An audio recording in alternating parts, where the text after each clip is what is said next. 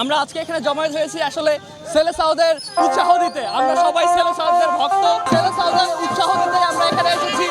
আমরা সবসময় আমরা 5 বারের চ্যাম্পিয়ন, তারপরেও আমরা বিশৃঙ্খলা করি না, আমরা হাম্বেল হতে শেখাই।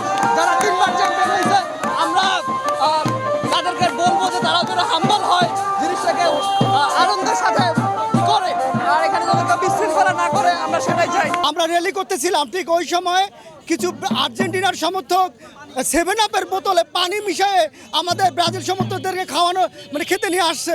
আমরা এর তীব্র নিন্দা প্রতিবাদ করি। তাদের 7-আপ কেনার টাকা পর্যন্ত নাই, অথচ তারা 7-আপ নিয়ে আসছে। আমরা এর তীব্র নিন্দা প্রতিবাদ করি। যারা ভদ্র এবং উচ্চশিক্ষিত তারা কখনো আর্জেন্টিনা করতে পারে না, তারা অবশ্যই ব্রাজিলের পক্ষে।